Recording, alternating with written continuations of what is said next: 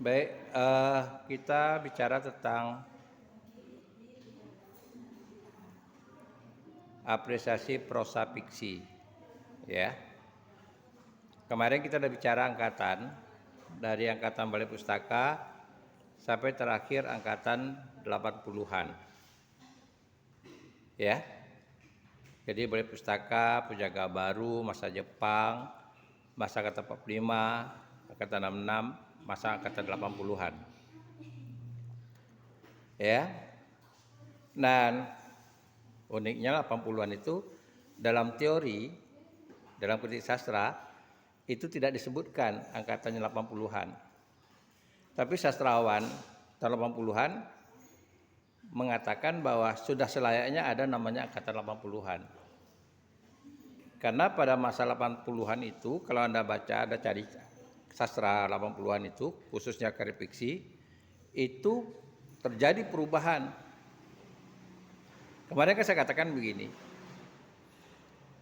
penetapan angkatan itu ada dua cara orang menetapi, yaitu pertama terjadinya perubahan dalam karya sastra, yang kedua terjadinya peristiwa di luar karya sastra.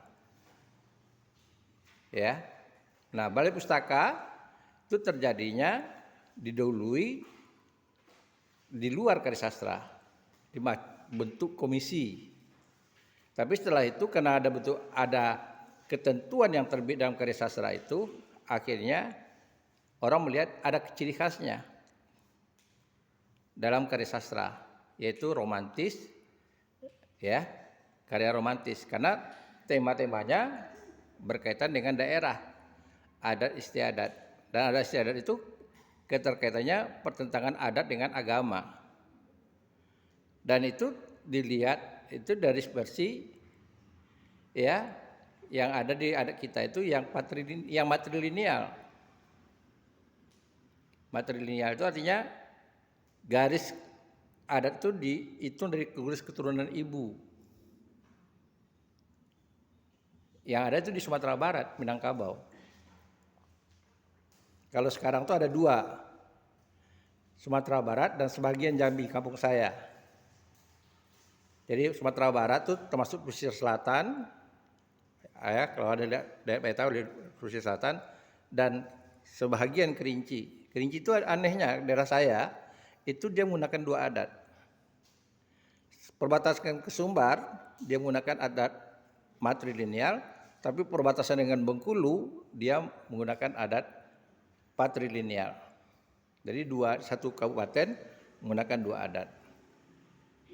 Saya pernah meneliti, rupanya di kampung saya itu kayak Kuali, dikelilingi bukit dan Gunung Kerinci. Jadi kalau ke kampung saya itu persis kayak Kuali. Kita lihat dari bukit itu semua wilayah kabupaten itu. Jadi menurut Tambo ada Tuan Pingko, katanya Tuan Pingko nama gelarnya, itu masuk dari Pagaruyung itu ke daerah kami. Karena itu di daerah perbatasan dengan Solok Selatan, daerah Mudik nama kalau kami katakan, perbatasan dengan Solok Selatan itu dengan Sumbar itu matrilineal. Tapi perbatasan dengan Bengkulu, daerah Danau Kerinci, kalau Anda pernah ke Kerinci atau ke Kerinci, itu adatnya itu patrilineal. Jadi cuma ada satu. Kenapa? Tadi itu wilayah di situ. Nah, kembali ke sastra. Jadi dia dibentuk dulu dari luar sastra, baru terbentuk pengaruhnya. Kalau angkatan 30-an itu munculnya dari ketidakpuasan cara kerjanya Balai Pustaka. Yang Balai Pustaka itu dia menutup diri dari pengaruh luar. Ya, menutup diri dari pengaruh luar. Jadi persoalan-persoalan daerah. Akhirnya muncul namanya Pujangga Baru angkatan 30-an. Dia lebih nasional, ya, mulai kebangkitan nasionalnya. Dan dia membuka diri ke pengaruh luar. Itu tadi kita bicarakan puisi. Kita bicarakan puisi ada destikon itu kan dari pengaruh luar. Nah, bedanya di situ. Dia sudah bicara bukan masalah daerah lagi, sudah bicara ke metropolis. Settingnya itu udah kota, kehidupan kota. Jangan bayangkan metropolis dulu dengan sekarang sama. Ya masih namanya Batavia, Jakarta. Tapi udah pusatnya kota, artinya tidak lagi yang monokultur adatnya. Kalau daerah kan monokultur. Kalau anak Kuansing kan adat orang Kuansing satu gitu. Kalaupun sekarang ini sudah multi ya, sudah ada trans sawit dan sebagainya. Dulu kan prinsipnya kan di monokultur. Nah itu yang perlu dipahami. Jadi peristiwa luar itu tidak ada sebetulnya di Jagabaru itu, tapi karena ketidakpuasan muncul perubahan sikap. Kemudian masa Jepang itu dipengaruhi dari situasi luar. Situasi luar itu artinya karena situasi politik pada masa Jepang itu tidak memungkinkan orang bercerita, orang membuat fiksi yang tokohnya terbuka, akhirnya muncul mewarnai karya sastra yang namanya simbolis. Jadi sebetulnya karena tekanan dari luar ada perubahan. Ya, nah itu dipahami. Nah setelah itu karena jangkanya pendek muncul setelah perang itu. Nah setelah perang itu atau Angkatan 45 kan pendek sekali dari simbolis ke bentuk ekspresif. Yang muncul itu kebanyakan puisi. Puisi kan tidak bisa orang buat cepat. Kalau logikanya kan begitu. Ada orang katakan puisi lebih berat. Tapi dalam logikanya, dalam kita membuat narasi lebih lama kan. Jadi lebih berkembangnya itu puisi di Angkatan 45. Ya lebih berkembangnya di itu.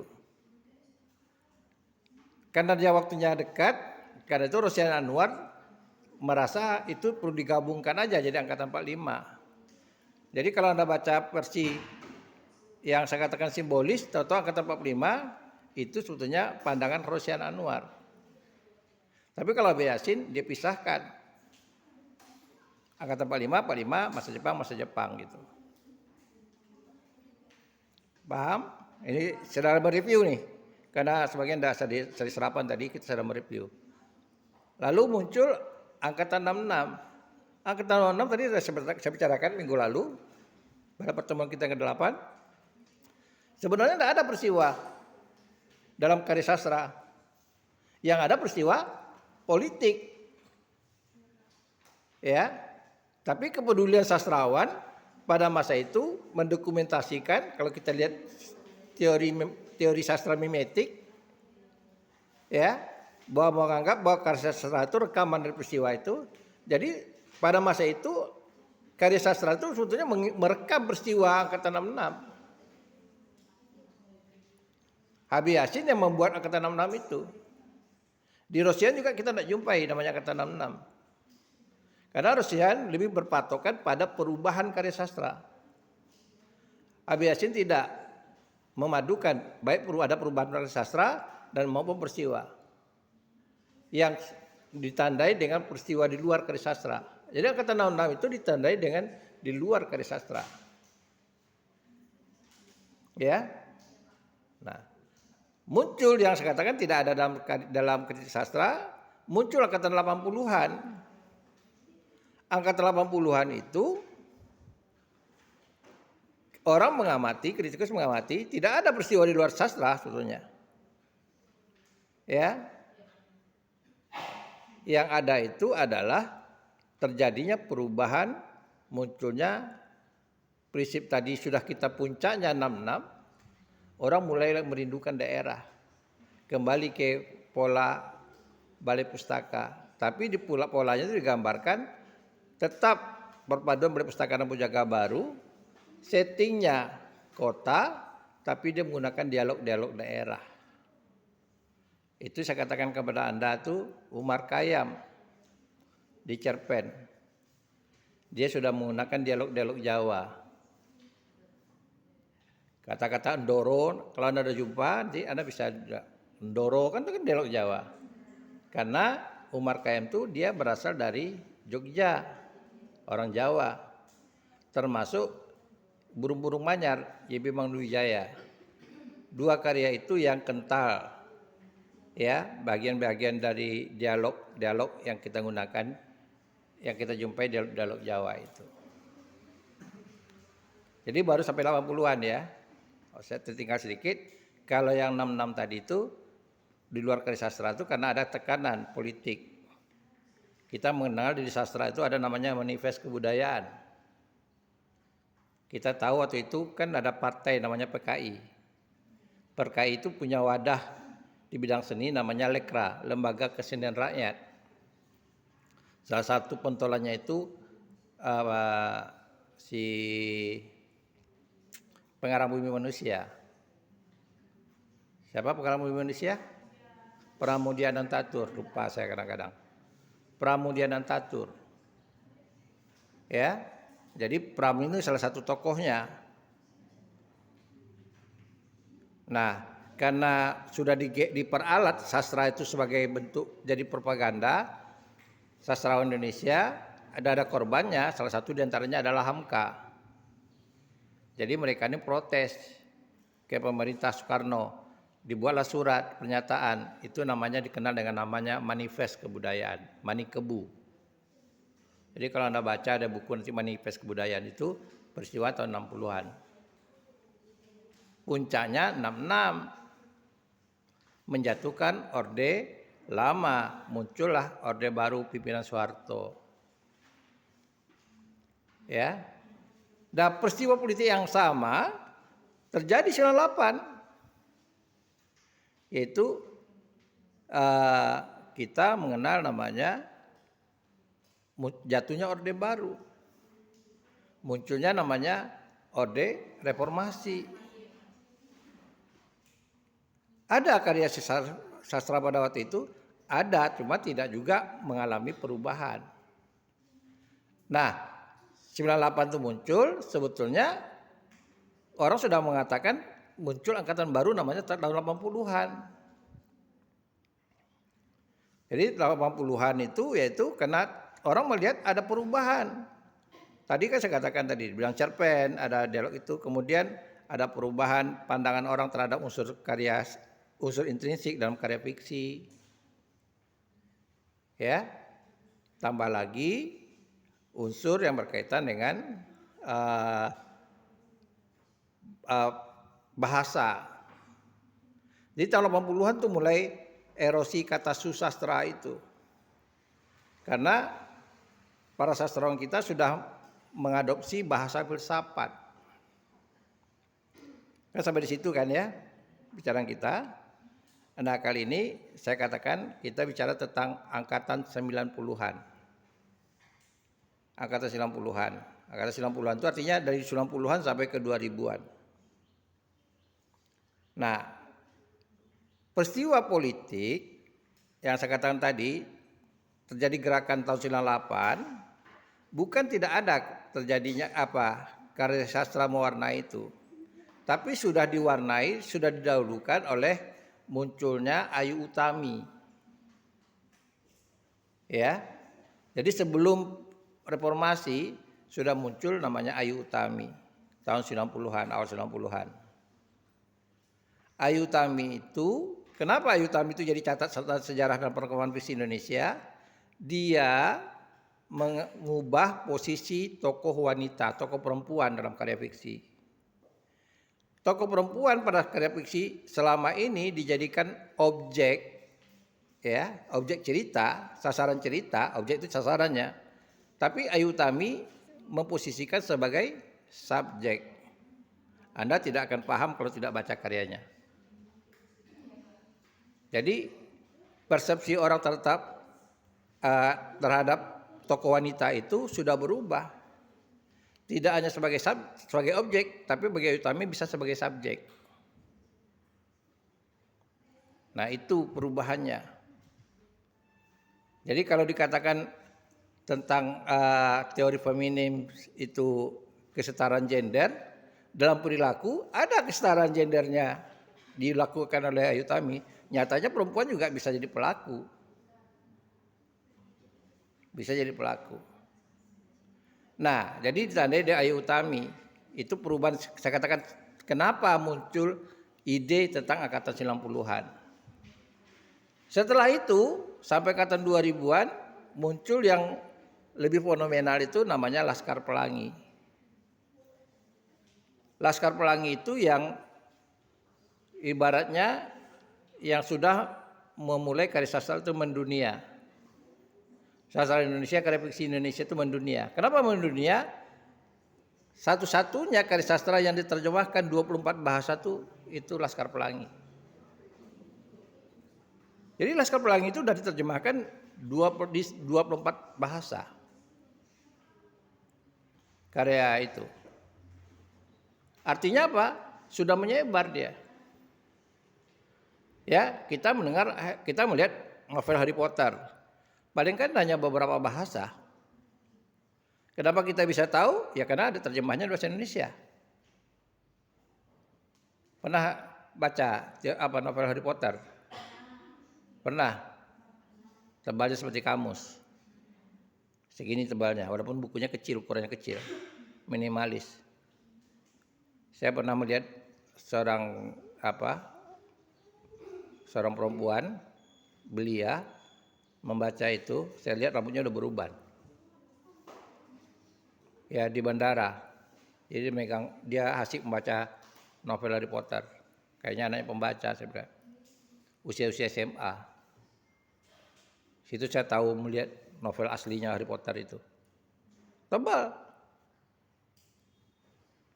Ya. Jadi satu-satunya novel yang diterjemahkan lebih dari 20 bahasa itu Laskar Pelangi. Nah, sebetulnya Laskar Pelangi itu dia mengembalikan romantis daerah. Kalau Anda ingin tahu, dia mau mengembalikan romantis daerah. Dia ambil setting daerah. Selama ini kan dah terbaur orang ke kota. Ya. Dari Pujaga Baru sampai tahun 80-an itu settingnya itu kota. Kehidupan kota yang multikultur, multibudaya. Nah, Laskar Pelangi mengambil settingnya Bangka Belitung. Jadi salah satu yang menarik Laskar Pelangi itu kehidupan di daerah. Apalagi waktu itu Bangka Belitung itu baru dijadikan provinsi, pecahan dari Sumatera Selatan. Ya, konon ceritanya Bangka Belitung itu alamnya bagus. Dan banyak tokoh-tokoh dari Bangka Belitung itu yang muncul. Dulunya orang tahu dari Sumatera Selatan. Tahunya orang itu dari Sumatera Belakang. Tapi setelah itu orang tahu ini dari Bangka Belitung. Contohnya itu Ahok. Ahok itu pernah jadi bupati di situ. Ya, nah, itu contohnya tokoh di itu. Kalau saya tidak salah Yusril Iza Mahendra. Itu dari Bangka Belitung. Jadi ada beberapa tokoh sekaligus itu. Nah, cuma warna itu beragam, ya, tentang setting itu beragam. Jadi tentang cerita romantis, aliran romantis itu udah muncul tahun 90-an. Cuma tidak secara garis besar unsur fiksi itu tidak berubah. Tidak ada perubahan besar. Cuma tempatnya, settingnya yang diambil. Setelah munculnya Laskar Pelangi Bangka Belitung, bahkan diangkat jadi film, ya, melibatkan grup band yang terkenal,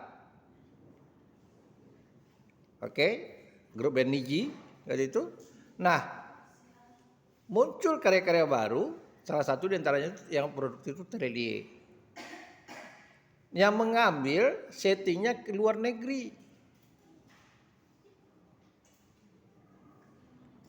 Ya, tapi settingnya di luar negeri terjadi semacam gambaran keindonesiaannya. Jadi romantika religius tapi settingnya di luar negeri. Nah, itu yang mewarnai yang banyak beragam orang. ya bentuk-bentuk yang religius tadi. Tetap pertahankan religiusnya seperti di zaman Balai Pustaka, cuma settingnya itu di luar negeri. Kenapa? Karena itu pada masa-masa 90-an itu tahun 2000-an itu banyak film novel-novel yang dijadikan film. Ya, yang dijadikan film. Tapi sekali lagi dari unsur segi bahasanya, susastranya itu tidak kental. Dia lebih cenderung menggunakan bahasa populer, bukan bahasa susastra. Kalau kita lihat dari gaya bahasanya, dia lebih menggunakan bahasa populer. Jadi dari tahun 80-an, kenapa itu tidak ada bedanya? Seperti tidak ada bedanya karya pop dan karya sastra.